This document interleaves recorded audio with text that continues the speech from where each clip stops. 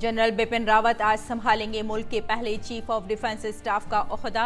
ये अहम जिम्मेदारी संभालने से पहले जनरल रावत ने कौमी जंगी यादगार पहुंचकर मुल्क के शहीदों को पेश किया खराज अकीदत। CDS, बर्री, बहरी और फिजाई तीनों अफवाज की तरफ से होंगे वजीर दिफा के मुशीर।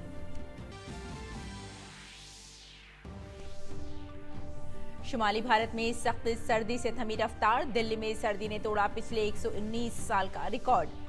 पीर रहा सबसे सर्द दिन। जम्मू कश्मीर, हिमाचल, राजस्थान, पंजाब, हरियाणा समेत तमाम रियासतों में सर्द लहर बरकरार।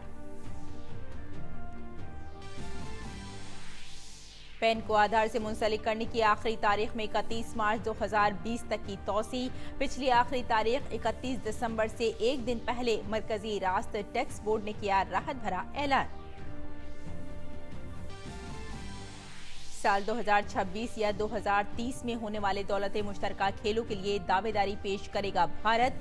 साथ ही 2022 में होने वाले दौलत मुश्तरका खेलों में भारत भी होगा शामिल।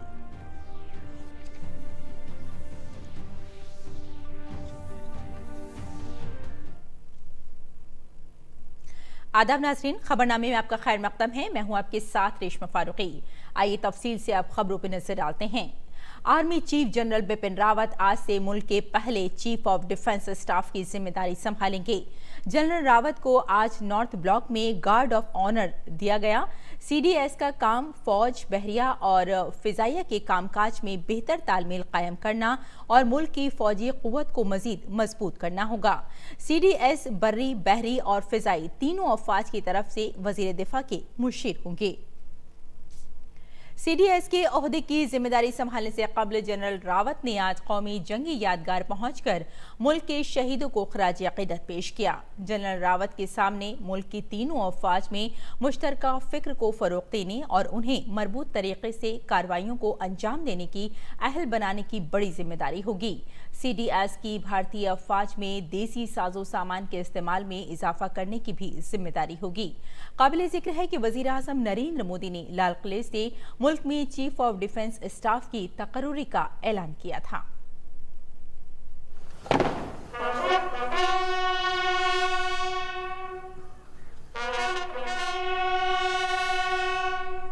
जनरल बिपिन रावत आज जब भारत के पहले चीफ ऑफ डिफेंस स्टाफ का ओहदा संभालेंगे तो भारत की फौजी तारीख में ये एक अहदसास दिन होगा। CDS के तकर्रुर के साथ ही मुल्क के तहफ्फुज के लिए बरसों पुरानी मांग पूरी हो रही है।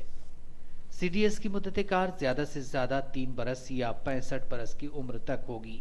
दीगर फौजी सरबराहों की तरह ही CDS भी एक 4 स्टार जनरल ही होंगे, लेकिन वो इनमें सबसे सीनियर माने जाएंगे। CDS फौजी मामलों में हुकूमत के वाहिद मुशीर होंगे और तीनों फौजों के दरमियान मुअस्सिर तालमेल का काम करेंगे।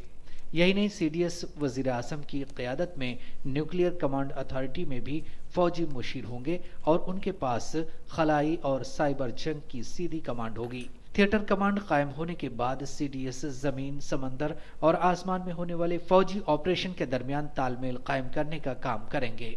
वैसे तो तीनों फौजों के दरमियान तालमेल कायम करके एक पुख्ता दिफाई निज़ाम देने का ख्याल काफी पुराना है, लेकिन इसने रफ्तार पकड़ी कारगिल जंग के बाद। इस जंग के बाद तश्कील की गई कमेटियों ने CDS जैसे इदारे की मुकम्मल वकालत की। यही नहीं, आज के दौर के दिफाई खतरों जिसमें साइबर वार और खलाई जंग जैसी चीजें भी शामिल हो गई हैं, CDS जैसा इदारा तकरीबन लाजमी हो गया था। जनरल बिपिन रावत जैसे तजर्बेकार और खुसूसी फौजी कमांडर के तौर पर इस सिमत में एक मजबूत शुरुआत हुई है। Bureau report, DD news Urdu खबरें। तो लेफ्टिनेंट जनरल मनोज मुकुंद नरवाने आज फौजी सरबराह का ओहदा संभालेंगे। नरवाने जनरल बिपिन रावत की जगह लेंगे, जो 3 साल तक फौज के सरबराह रहने के बाद मुल्क के पहले chief of defence staff CDS मुकर्रर किए गए हैं। लेफ्टिनेंट नरवाने फिलहाल फौज के नायब सरबराह हैं। नरवाने सितंबर में फौज के नायब सरबराह बनने से कबल फौज की मशक़ी कमान के सरबराह थे, जो चीन से मुत्तसिल तकरीबन 4000 किलोमीटर तवील सरहद की निगरानी करती है। अपने 37 बरसों की सर्विस में लेफ्टिनेंट जनरल नरवाने जम्मू कश्मीर और शुमाल मशरक में मुतादिद अहम ओहदों पर रहे। उन्होंने जम्मू कश्मीर में राष्ट्रीय राइफल्स बटालियन की कमान भी संभाली और मशरक़ी महाज पर इन्फेंट्री ब्रिगेड की क़यादत की। शहरियत तरमीमी कानून पर कुछ लोगों के दरमियान फैली अफवाहों को दूर करने के लिए हुकूमत मुसलसल कोशिशें कर रही है और इन कोशिशों का असर भी दिखाई पड़ने लगा है। एशिया फाउंडेशन के बानी जग्गी वासुदेव ने भी CAA के हक में अपनी बात सामने रखी है। अपने वीडियो पैगाम में जग्गी वासुदेव ने शहरियत तरमीमी कानून के हक में कहा कि भारत ऐसा मुल्क है जहां तमाम मज़ाहिब का एहतराम किया जाता है। इस दरमियान हुकूमत की जानिब से कई वुज़रा ने भी मुल्क के अलग अलग शहरों में लोगों के दरमियान अफवाहें दूर करने के लिए प्रेस कॉन्फ्रेंसें भी की। शहरियत तरमीमी कानून को मुल्क और बैरून मुल्क हिमायत मिल रही है। तमाम तंजीमों और अहम हस्तियों की जानिब से इसकी हिमायत की जा रही है।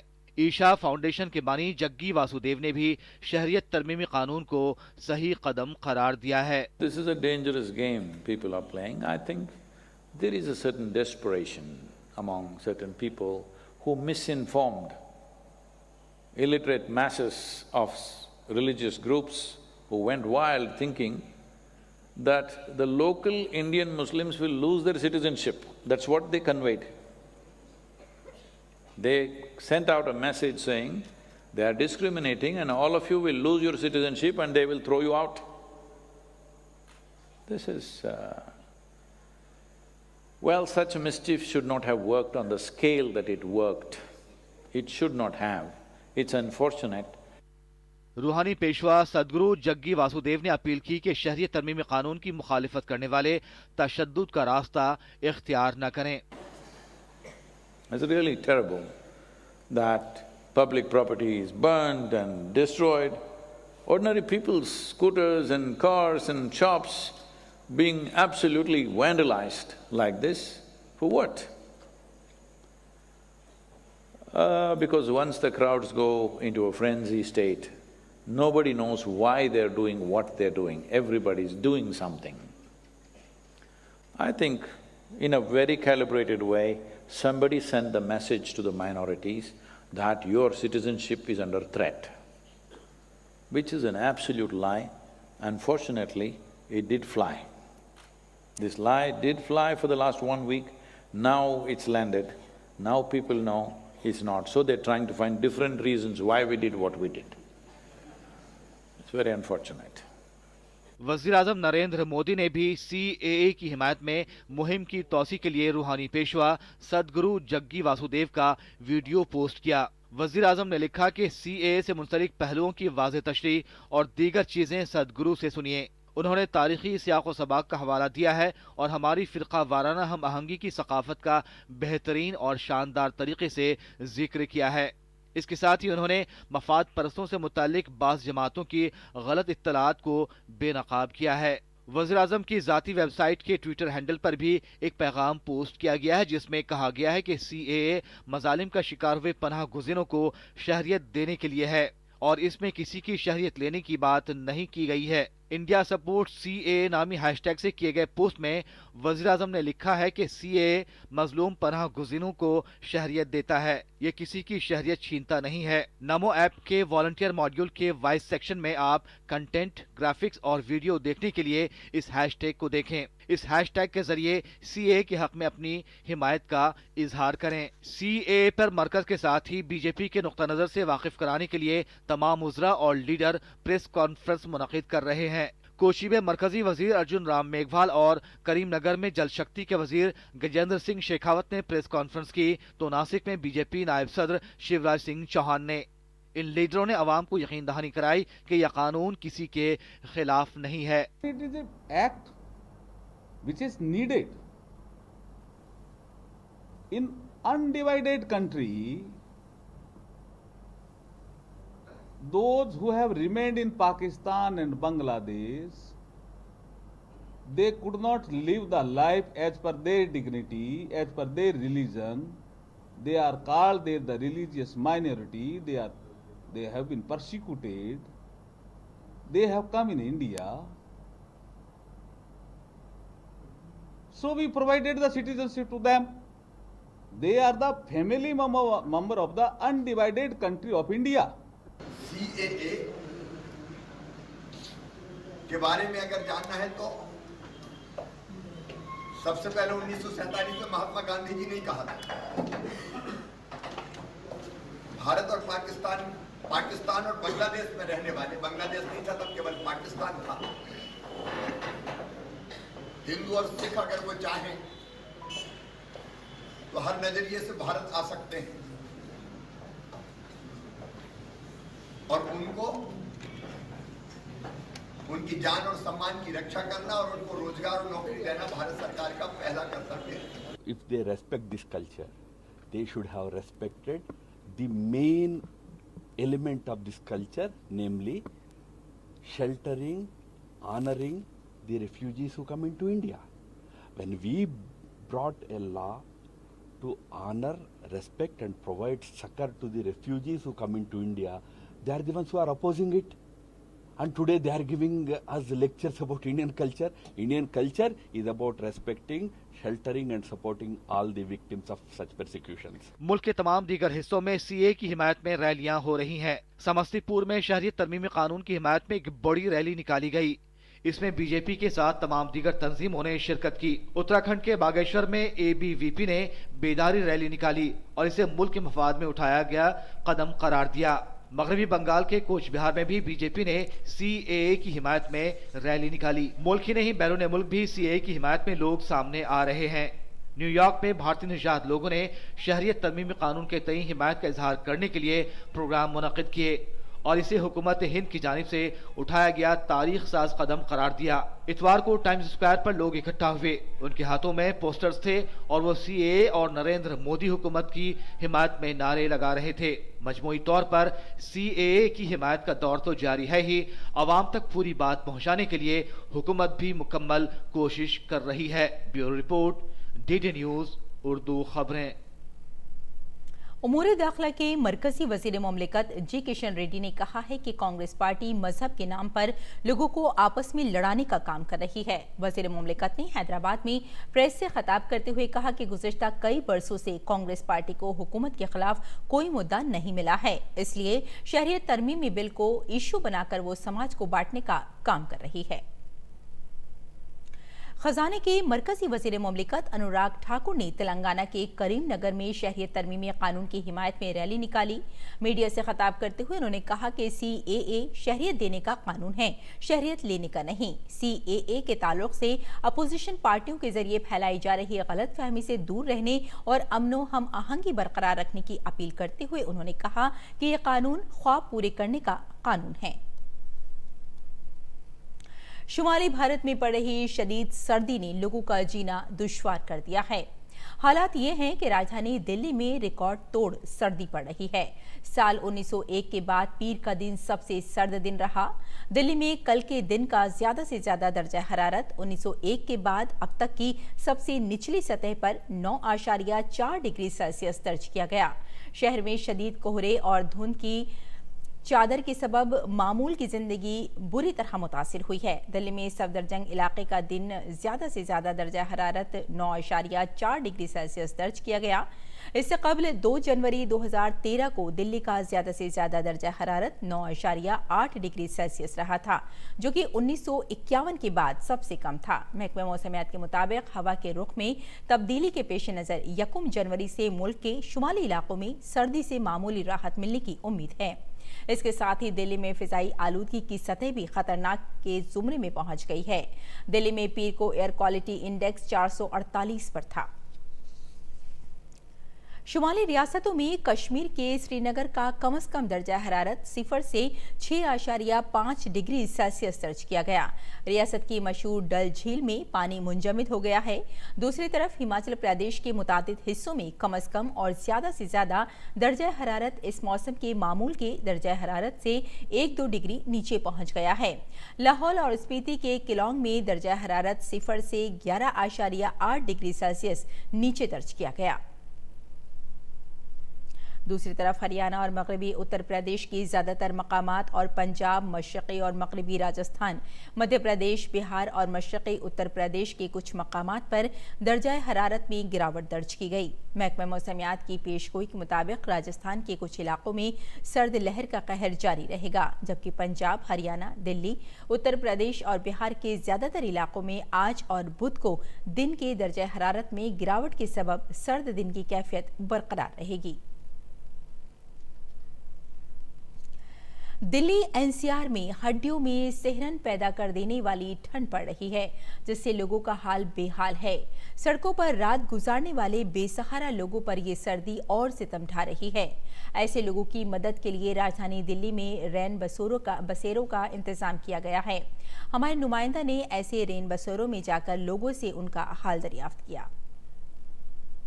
दिल्ली एनसीआर में इन दिनों कड़ाके की सर्दी पड़ रही है। शीतलहर का प्रकोप जारी है। लोग सर्दी से बचने के लिए आप देख सकते हैं किस तरह से यहाँ पर हाथ सेकते नजर आ रहे हैं। कुछ लोग हमारे साथ हैं, बात करते हैं। इस सर्दी में बचने के लिए क्या कर रहे हैं आप? सर जी यही देखो, नाग जला के कर रहे हैं, सेक रहे, अपन जीवन काट रहे हैं, यही कर रहे हैं। अमीर लोग तो मतलब हीटर वगैरह सेक के मतलब अपना काम चला लेंगे। गरीब लोग क्या करेंगे, लक्कर वक्कर अपना जैसे मर्जी तैसे गुजारा कर रहे हैं। आप यहाँ देख सकते हैं किस तरह से लोग सर्दी से बचने के लिए रैन बसेरों का सहारा ले रहे हैं। जिनकी छत नहीं है उनको रैन बसेरा कहीं ना कहीं मदद पहुँचा रहा है। इस सर्दी से बचने के लिए कुछ लोग यहाँ पर सोए हुए हैं, उनसे बात करने की कोशिश करते हैं। क्या कहेंगे सर, सर्दी कितनी ज़्यादा है? सर्दी वैसे बहुत ज़्यादा पड़ रही है, ठंड के मारे बहुत ज़्यादा बुरा हाल है। बाहर कोहरा पड़ रहा है। यहाँ पे फैसिलिटी जो है बहुत अच्छी फैसिलिटी मिल रही है। यहाँ पे हमारे को चाय से लेके खाने तक की सारी फैसिलिटी अवेलेबल कर रखी है हमारे पास। दिल्ली सरकार की तरफ से यहाँ पर हर व्यक्ति के लिए अनलिमिटेड कंबल हैं, वो 2, 3, 4 जो भी ओढ़ना चाहता है। गद्दे हैं, चादर है, पिलो है। और कोई बीमार होता है तो 102 कॉल करके हम लोग एम्बुलेंस से हॉस्पिटलाइज करते हैं उसको। फर्स्ट एड बॉक्स मिलेगा आपको हर जगह, हर शेल्टर में। लोगों का कहना है कि जितनी सर्दी इस बार पड़ रही है शायद इससे पहले इतनी सर्दी उन्होंने नहीं देखी, लेकिन कम से कम सर्दी से बचने के लिए, शीतलहर से बचने के लिए, इस कड़ाके की ठंड से बचने के लिए फिलहाल इनका सहारा ये रैन बसेरे हैं। कैमरामैन कुलदीप शर्मा के साथ गिरीश निशाना, डीडी न्यूज, दिल्ली। और शुमाली भारत में कोहरे की वजह से कई रेलगाड़ियां देर से चल रही हैं। कई रेलगाड़ियां रद्द भी कर दी गई हैं। ख्याल रहे कि तकरीबन 2000 ट्रेन दिल्ली से होकर जाती हैं। ऐसे में आज ट्रेनों की आमदोरफ्त कैसी है, इसका जायजा लिया हमारे नामानिगार अभिषेक सिंह ने। मैं इस वक्त खड़ा हूँ नई दिल्ली रेलवे स्टेशन पर। मैं आपको यहाँ पर दिखाना चाहूँगा कि यहाँ पर जो मुसाफिर हैं वो किस तरीके से यहाँ पर अपने ट्रेन का इंतजार कर रहे हैं। कोहरे की वजह से जो बैकलॉग है ट्रेन का, उसके कारण पिछले 48 घंटों में तकरीबन 501 ट्रेन को कैंसिल या पार्शियल कैंसिल करना पड़ा। इसके अलावा भी आज सुबह से तकरीबन 34 ट्रेन डिले चल रही हैं, वो देरी से चल रही हैं क्योंकि बैकलॉग काफ़ी है। इसके अलावा रेलवे ने प्रिकॉशनरी मेजर लेते हुए दुर्घटनाओं से बचने के लिए, क्योंकि कोहरे में सबसे ज़्यादा दुर्घटना होती है, ऐसे में रेलवे ने 2300 एंटी फॉग डिवाइस जो है वो ट्रेन ड्राइवर और ट्रेन गार्ड को दिए हैं, ताकि जब विजिबिलिटी कम हो तो वो जो सिग्नल सिस्टम है उससे कांटेक्ट कर सके। क्योंकि विजिबिलिटी कम होने के कारण कई बार एक ही ट्रैक पे कई ट्रेनें चलती हैं और उसमें अगला ट्रेन नहीं दिखता, तो सिग्नल सिस्टम के आधार पे ट्रेन का पूरा परिचालन होता है। ऐसे में इस एंटी फॉग डिवाइस के जरिए उन्हें यह पता चल जाता है कि कहां पर ये सिग्नल है और उस पर रेड लाइट है या फिर ग्रीन लाइट, उन्हें जाना है या रुकना है। सेफ्टी जो है वो सबसे प्रायोरिटी रखा है रेलवे ने। भले यात्री थोड़ी देर से पहुंचे लेकिन सुरक्षित पहुंचे। कैमरामैन कुलदीप के साथ Abhishek Singh, DD news, Delhi. Delhi police ने नए साल की माक़ाबिल शाम दिल्ली में बेहतर आमदोरफ्त के वसी इंतजाम किए हैं। तमाम दिल्ली में नए साल के मौके पर मुनक़्क़िद किए जाने वाले प्रोग्रामों की जगहों पर सिक्योरिटी सख्त कर दी गई है। कनॉट प्लेस के आसपास के इलाकों में खुसूसी इंतजाम किए गए हैं। कनॉट प्लेस के इनर, मिडल और आउटर सर्किल में गाड़ियों की आमदोरफ्त की इजाज़त होगी। और राष्ट्रीय टैक्सों के मरकजी बोर्ड ने परमानेंट अकाउंट नंबर यानी पैन को आधार से जोड़ने की आखिरी तारीख बढ़ाकर मार्च 2020 कर दी है। इससे कबल ये तारीख आज यानी 31 दिसंबर 2019 थी।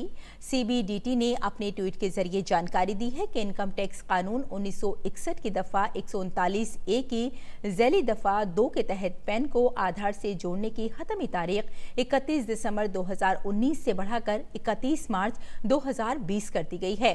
ये 8वीं मर्तबा है जब CBDT ने आधार के साथ पैन को जोड़ने की मुद्दत में तोसी की है। गुज़िश्ता बरस सितंबर में सुप्रीम कोर्ट ने मरकजी हुकूमत की आधार स्कीम को आईनी एतबार से जायज़ करार दिया था। जंगलात व माहौलियात के मरकजी वजीर प्रकाश जावड़ेकर ने कल 2019 में भारत के जंगलों की सूरत हाल की रिपोर्ट जारी की। इस मौके पर उन्होंने कहा कि भारत उन ममालिक में शामिल है जहां जंगली इलाकों में काफी इजाफा हुआ है। उन्होंने आदद-ओ-शुमार पेश करते हुए कहा कि 2014 से 2019 तक कबायली और पहाड़ी इलाकों में 13,000 मुरब्बा किलोमीटर जंगली इलाके में इजाफा हुआ है। माहौलियात के लिहाज से मुल्क के लिए पीर को एक अच्छी खबर आई। खबर के मुताबिक पिछले 2 सालों में मुल्क के सब्ज इलाके में 5,188 मुरब्बा किलोमीटर का इजाफा हुआ है, जिसमें जंगलाती इलाका और जंगल से अलग पेड़ों से कवर्ड सब्ज इलाका भी शामिल है।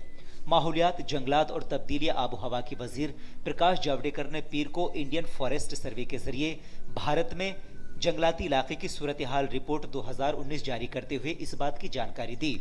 उन्होंने बताया कि मुल्क में जंगलाती रकबा 7,12,249 मुरब्बा किलोमीटर हो गया है। उन्होंने कहा कि ये मुल्क में कुल रकबे का 21.67% है। जावड़ेकर ने कहा कि सब्ज इलाके में इजाफे वाले दुनिया के सरे फहरिस्त मुल्कों में भारत शामिल है और इसमें सरकार की माहौलियात के मफाद में तरक्याती पॉलिसियों का अहम ताउन रहा है।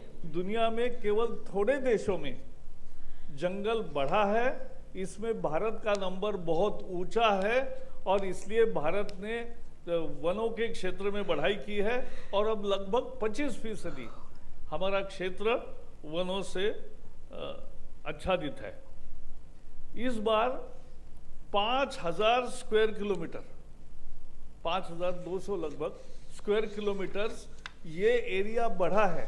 भारत ने जो लक्ष्य पेरिस में लिया है, दुनिया को अचंबा हुआ कि 2.5 billion tons of carbon equivalent कैसे तैयार होगा and we will achieve our target. Javadekar ने कहा कि मुल्क के खारिज कार्बन में 2017 के पिछले जायजे के मुताबिक 4.26 करोड़ टन का इजाफा हुआ, जबकि बांस का सब्ज इलाका का 2.06% इजाफे के साथ 3,229 मुरब्बा किलोमीटर हो गया। उन्होंने कहा कि ये रिपोर्ट हमें भरोसा दिलाती है कि हम पेरिस मुआहदे के अहदाफ को हासिल करने की राह पर हैं। बाम्बू फ्री करने के बाद बाम्बू ज्यादा बढ़ा है और बड़े क्वालिटी में बढ़ा है। 2,77,587 टन। दरअसल भारतीय फॉरेस्ट सर्वे 2 साल के वक्फे पर ISFR रिपोर्ट शाये करता है। 1987 से अब तक 16 जायजे पूरे हो चुके हैं। इस बार के जायजे में सबसे खास बात ये रही कि पहली बार ऑर्थो रेक्टिफाइड सैटेलाइट आदद-ओ-शुमार का इस्तेमाल फॉरेस्ट कवर मैपिंग के लिए किया गया है। अनुज यादव और तापस भट्टाचार्य के साथ bureau report, DD news Urdu खबरें। नीति आयोग ने कल अक़वाम मुत्तहिदा के जरिए मुकर्रर पायदार तरक्की के अहदाफ से मुताल्लिक़ तैयार किए गए दूसरा SDG इंडेक्स को जारी किया। अशारिये के मुताबिक मोदी हुकूमत के फलाही मंसूबों और रियासतों की तरफ से जारी काविशों के पेश नज़र भारत अपने अहदाफ के हुसूल में तरक्की की राह पर गामज़न है। वज़ीर-ए-आज़म नरेंद्र मोदी की क़यादत में भारत उन मुल्कों में शुमार है जो अक़वाम मुत्तहिदा के जरिए ऐलान करदा पायदार तरक्की के अहदाफ पर तेजी से आगे बढ़ रहा है। साल के आखिर में नीति आयोग ने सस्टेनेबल डेवलपमेंट गोल्स यानी SDG गोल्स को लेकर साल 2019-20 का इंडेक्स जारी किया। इसके मुताबिक केरल इस साल भी सभी पैमानों को मिलाकर टॉप परफॉर्मर है, जबकि हिमाचल प्रदेश को दूसरी और तमिलनाडु के साथ आंध्र प्रदेश को तीसरी रैंकिंग मिली है। सबसे खास बात यह है कि स्वच्छ भारत अभियान, उज्ज्वला योजना समेत तमाम अवामी फलाह के प्रोग्रामों के सबब भारत की कारकर्दगी भी बेहतर हुई है। जो पिछले 5 सालों में जो सारी स्कीम चली थी, जिनका की लक्ष्य था अंत्योदय, जिनका की लक्ष्य था कि सबसे जो पीछे हैं उनको ऊपर उठाना, जिसमें कि कई एक हैं जैसे उज्ज्वल है, जनधन है, सौभाग्य है और और स्वच्छ भारत है। इन सब का जो लक्ष्य था वो ये था कि जो आखिर हैं, जो नीचे हैं, उनको ऊपर उठाना। उसका असर हुआ है, क्योंकि अगर उसी की वजह से ये हुआ है कि कोई भी राज्य आज 50 के स्कोर के नीचे नहीं हुआ है, क्योंकि पूरा देश एक तरह से ऊपर उभर रहा है। सबसे खास बात है कि इस बार के इंडेक्स के मुताबिक मुल्क में कोई ऐसी रियासत नहीं है जिसे अहदाफ को लेकर 50 से कम पॉइंट्स मिले हों। इंडेक्स के मुताबिक जिनसी बराबरी और तग़ज़िया जैसे मौज़ूआत पर अभी रियासतों को और ज्यादा मेहनत करने की जरूरत है, तो बिहार और झारखंड जैसी रियासतों को दीगर रियासतों की तरह तमाम पैमानों पर और काम करना होगा। पोषण का सबसे बड़ा कंसर्न है, ये जो है वो इतना बड़ा है क्योंकि इसमें अभी भी 38% बच्चे ही हमारे जो हैं वो अभी भी कुपोषित माने जाते हैं और 50% महिलाएं हमारी एनीमिक हैं। तो सबसे बड़ी चीज़ ये, क्योंकि यही अगर इसको नहीं इम्प्रूव किया तो उसके अलावा स्वास्थ्य और शिक्षा और कुछ भी ज़्यादा इम्प्रूव नहीं। सबसे बड़ी तो चीज़ ये है। दूसरी एक जो इससे निकली है वो है जेंडर इक्वालिटी की बात। इसके साथ ही उत्तर प्रदेश और आसाम जैसी रियासतों में सेहत, तालीम, गरीबी और भूख जैसे तमाम पैमानों पर पिछले साल अच्छा काम हुआ, जिससे इन रियासतों की रैंकिंग और ज्यादा बेहतर हुई है। अगर उत्तर प्रदेश की बात की जाए तो अपनी परफॉर्मेंस सुधारने वालों में वो सफ़े अव्वल की रियासतों में शुमार है, जिसने पिछले साल के मुकाबले 13 पॉइंट ज्यादा हासिल किए हैं। दिल्ली से सुधाकर दास की रिपोर्ट, डीडी न्यूज उर्दू खबरें। और इराक के वजीर आजम अब्दुल मेहदी ने ईरान की हिमायत याफ्ता इराकी मुआविन फौज के अड्डों पर हुए अमरीकी हवाई हमलों की सख्त मजम्मत की है। अमरीकी फौज ने हिजबुल्लाह ब्रिगेड के मुतादिद अड्डों को निशाना बनाते हुए हवाई हमले किए। अमरीकी फौज ने जुमे को किरकुक में एक अमरीकी कॉन्ट्रैक्टर की हिजबुल्लाह ब्रिगेड के रॉकेट हमले में हुई मौत के जवाब में इतवार को हिजबुल्लाह ब्रिगेड को निशाना बनाते हुए हवाई हमले किए। खबरों के मुताबिक इन हमलों में हिजबुल्लाह ब्रिगेड के तकरीबन 25 लोग मारे गए हैं, जबकि 51 जख्मी हुए हैं। अमेरिका ने इन हवाई हमलों के साथ ही ईरान और अमेरिका के दरमियान कशीदगी में इजाफा हो गया है। इंडियन ओलंपिक एसोसिएशन ने पीर के रोज कहा कि वो साल 2026 या 2030 में होने वाले दौलत मुश्तरका खेलों की मेजबानी के लिए दावेदारी पेश करेगा। साथ ही IOA निशानेबाजी को हटाए जाने के मामले पर 2022 के बर्मिंघम खेलों के बाइकॉट के मुतालबे से भी पीछे हटने पर राजी हो गया है। ओलंपिक खेलों से मुताल्लिक मुल्क का चोटी का इदारा IOA अब दौलत मुश्तरका खेलों की मेजबानी की जरूरी मंजूरी लेने के लिए हुकूमत से राब्ता करेगा। काबिल जिक्र है कि भारत ने 2010 में दौलत मुश्तरका खेलों की मेजबानी की थी। और नाज़रीन, पेश है अखबारात का जायजा।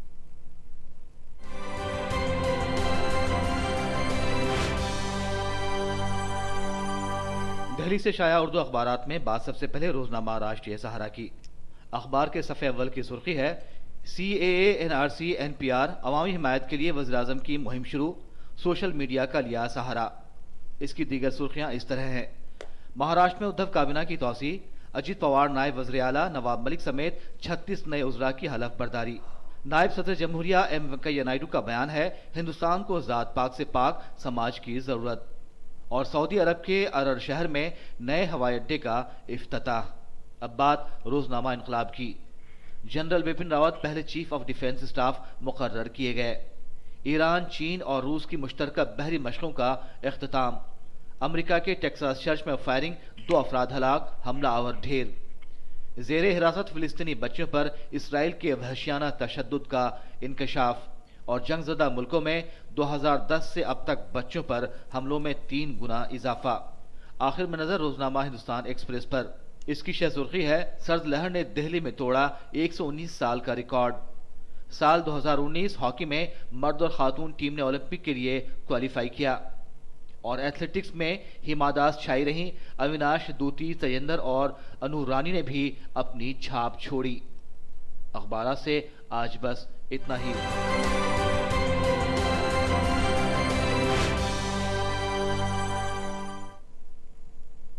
और नाज़रीन, अब एक नजर मुल्क के चंद बड़े शहरों के दर्जाए हरारत पर।